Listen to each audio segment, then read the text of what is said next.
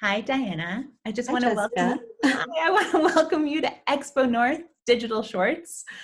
Um, Thank you. I really wish we were in Scotland, but the second Yeah. best option now is getting to visit you in your office. Um, Yep. Diana, can you tell us? I'm so excited to have you as a guest. Total transparency, you and I go way back together. Way back. You are a producer, you have your own company, and can you tell our audience a little bit about who you are and what you do? Yes. So I'm an American who's lived in London for 24 years.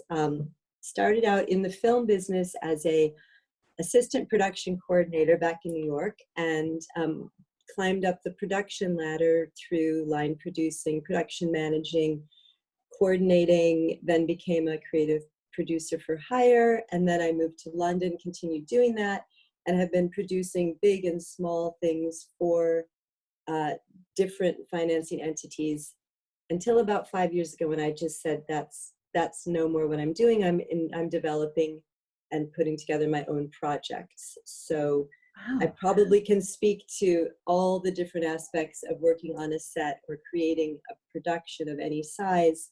Um, but I think today we're going to talk about one case study Brilliant. that might reveal what an independent producer comes up against in trying to put a production together these days. That sounds awesome. Before we dive into that, can I geek out for a second for folks at home who have not Google stalked you at the moment, Yeah. and talk about a little bit about what you made in the past and then jump into what that current project is. So correct me if I'm wrong, but you had a connection to Jim Henson Studios, which I know a Mhm. lot of people out there will find incredibly cool.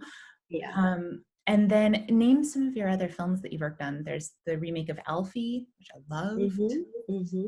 So in the States, I did a lot of work around Miramax. It was Miramax's time back in New York.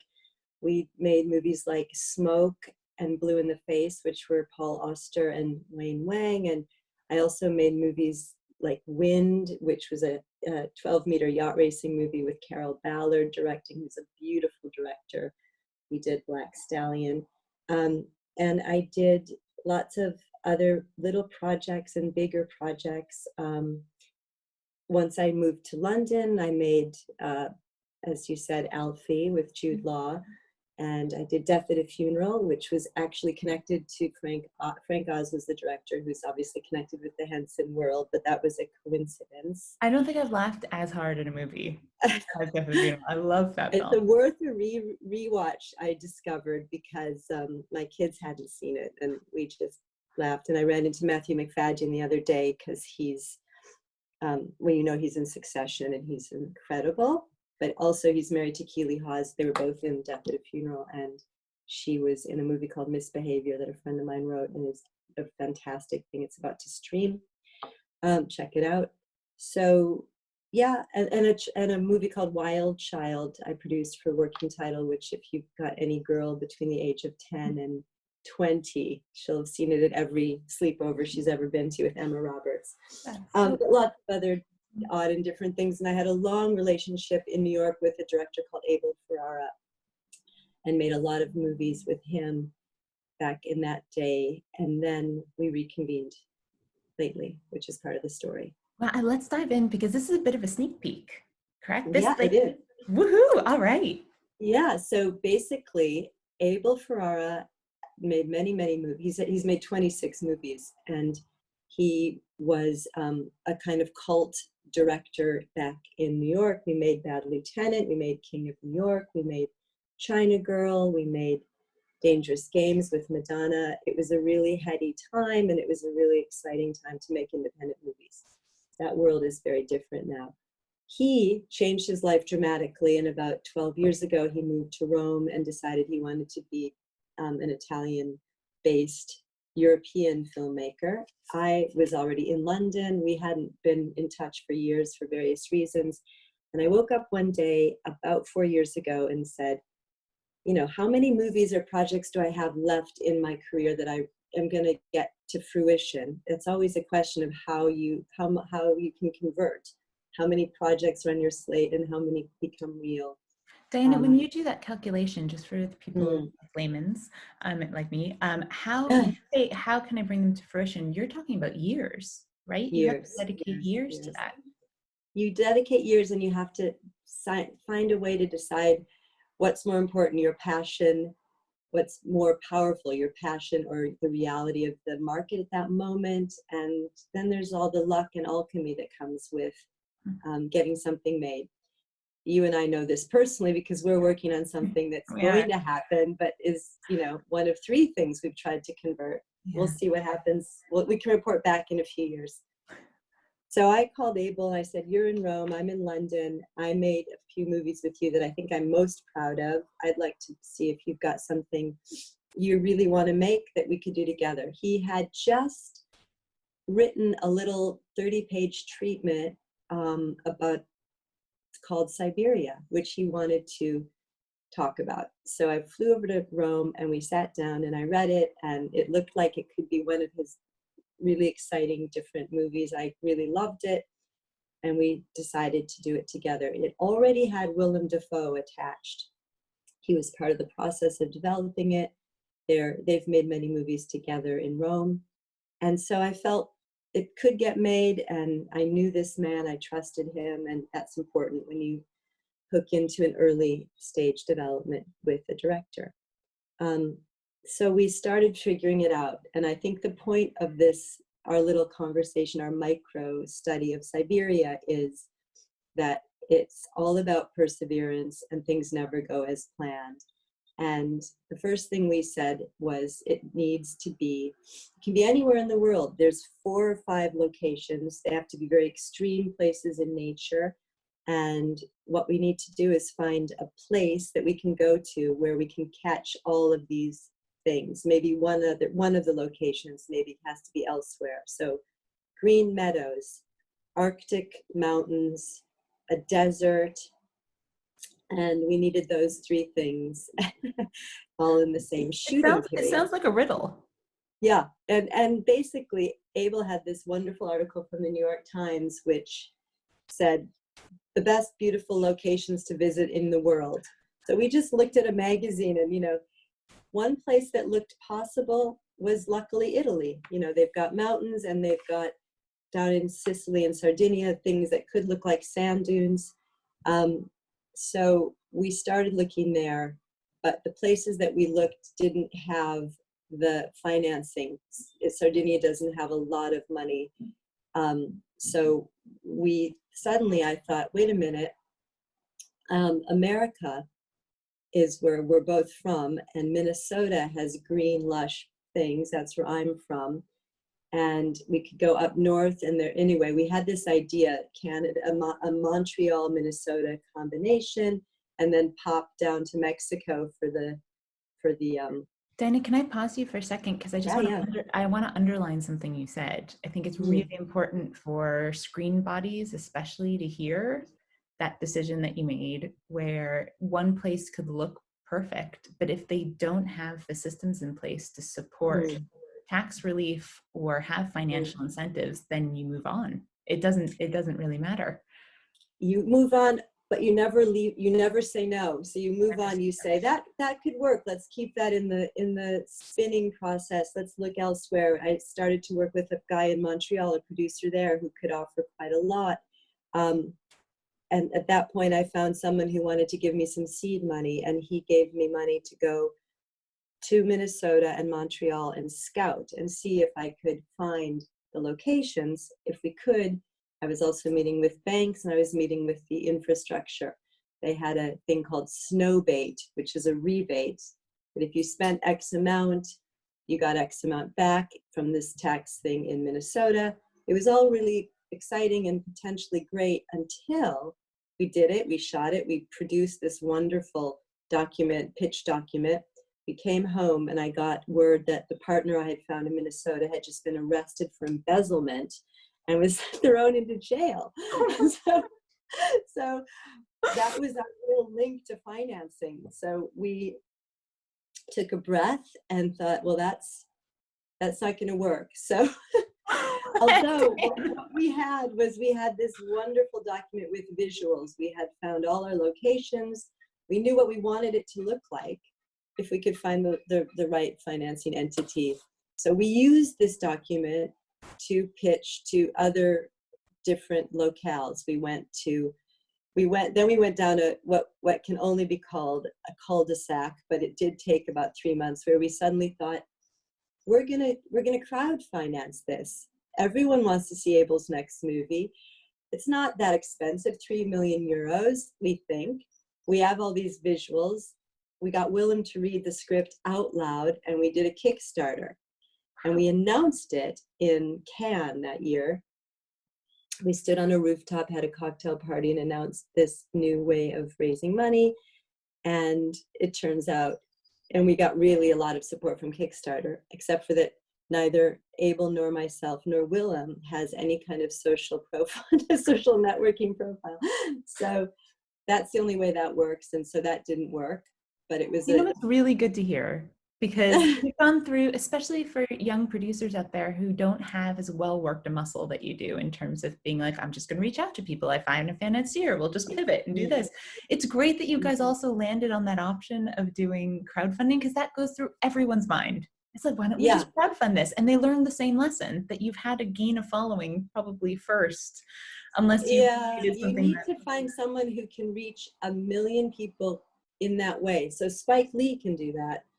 And did it. And, there are people who aren't us, and that could have worked. We also wanted to raise more money than they thought was rational. But what happened at this rooftop cocktail party was, we announced, and 2 people showed up. One financier who gave us some more money to keep going a little bit, and a guy who's a fantastic sales agent. And we started talking to him, and he became our sales agent. And 4 years later, he's currently selling the movie. He's been a partner the whole time. He was the perfect sales agent. I don't think I would have met him and gotten him excited about it and introduced him to Abel, had that whole Kickstarter thing not been a thing.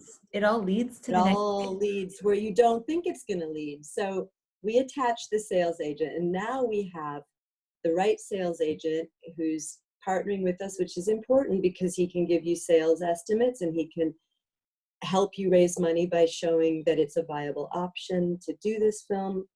And we then refocused and decided to look back at Italy and Europe, because really everything visual was there. And life goes on. People change, different tax incentives come up. And, within a few years, we had a final script. We had our, pitch document in great shape. We went to a few different regions in Italy and met with some people, and we could have gotten it put together in a certain part of Italy if we agreed to shoot the whole thing in and amongst this corporate structure where there was a winery, and they wanted to be part of the production, and there was no room to shoot in a winery in our story.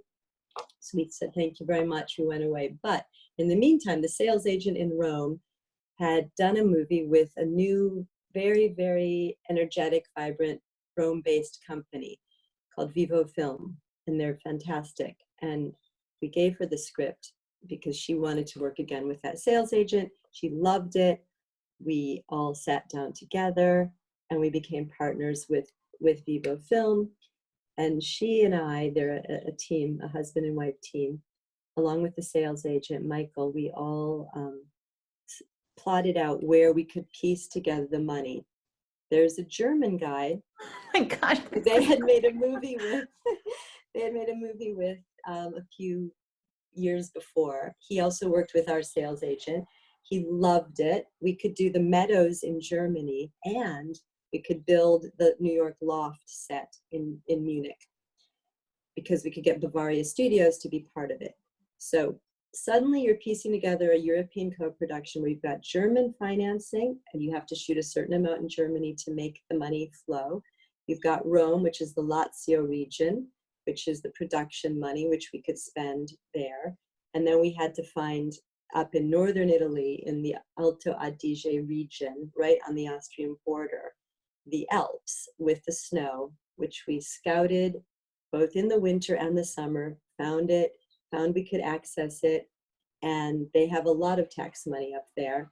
And then we pieced together that, and suddenly we had a budget. Didn't really quite reach the budget, the cost that the film would be, but we didn't have our desert. So Willem had done a movie a year and a half before, a very small indie movie that was in Mexico. And he had met this really great Mexican producer. We sent it to him and we said, we need this part, this sequence, this desert sequence, and we need to know if you like it, if you want, if there's a location that would work, and if you could put money into it if we came and shot there. We also need this little part called the maypole scene. Anyway, he was really excited, and over the course of 6 months, we got that sorted out. I flew over to scout with the cameraman. We found the locations, and suddenly we had our package. So we were shooting in Germany, northern Italy, and Mexico. And it was... and you guys just wrapped up. You've finished filming now. Well, what happened was there's one more piece that was missing. There's this scene where a live bear comes in and attacks Willem. And Abel really wanted to shoot it with a live bear in the little outpost in northern Italy. And Poor I said, Willem. That sounds terrifying. Yeah, no, not possible. Anyway, that was very tricky to figure out how the bear would be shot, which I won't really give away now, but it involved one day shooting in LA because bears can't travel, and bear fur is a very, very regulated thing because, of course, people don't treat bears well if they're trying to get their fur. So you can't really do costumes and bears and moving around. So LA happened to be where you had to shoot this particular sequence. So we shot in Italy, we shot in Germany, we shot in Mexico, and then 4 of us flew up to LA for one day of shooting, and we wrapped a year ago, April 15th. So right around now that when we're talking. Exactly. Yeah. So then we had a movie, and then the post-production was pretty straightforward. And the way to sell a movie like this is to get it into one of 3 or 4 festivals. You, depending on your timing, the kind of movie you're making, and what the relationship with that festival is with your director and your sales agent, you could try for Cannes or Berlin or Toronto or Venice. Timing for us was too rushed for Venice, but very, very perfect for Berlin. But Abel has a very strong relationship in Cannes, so it was Berlin versus Cannes. And we went with Berlin, and we just premiered it in Berlin, and it was really great. And it was a very polarizing movie. You either love it or you just don't know what to make of it. But we had a fantastic, 3 days in Berlin. And just to quickly wrap this up, we ended up about to release in our first 2 markets, which are Germany and Italy. But of course, the coronavirus hit, everything stopped. The film is in sort of mothballs, but it had its premiere, and Cannes been canceled. So we're very happy we picked Berlin. I know that was a good choice. Well, Diana, first of all, this is epic. So start to finish. Yeah. How long did this take from the time you called Abel to the time you premiered at Berlin? We are pretty sure it's almost 5 years, which everyone is like, oh, that's nothing. And we're pretty sure because when I first called him and went to Rome and had our meeting, his wife was very pregnant, and Anna, the baby, just turned 5 right after Berlin. So we're really clear on it. Gosh, Diana, this is an incredible story. First of all, thank you so much for the honesty and insight to this process, because I think a lot of people who are just starting out, who feel like they hit upon like roadblock after roadblock, it's not them, it is the process. It sounds like it's the process. If you're an independent filmmaker and you're not in a studio system, this is guaranteed to be the process. if you're in the studio system, you'll also do this, but in a different way with probably better hotels, you know? Well, so Diana, we're running out of time, but I really want to ask you quickly. I know no one has a crystal ball at the moment to look into the future, but given the fact that this has changed the trajectory of so many projects, do you think the COVID-19 and the situation we're going through is innately changing the nature of the way we do things, our dependency on film festivals to premiere? Or do you think after a while it will thaw and we'll go back to... I don't, you know, everyone's asking that question and everyone's wondering. I think it will change how we do things, and I think it will change probably in a very plastic way. I think we're going to become more flexible. I think that, you know, there will be the way we used to do it, and there will be the way we've learned to do it, and I think we'll be doing everything in that way.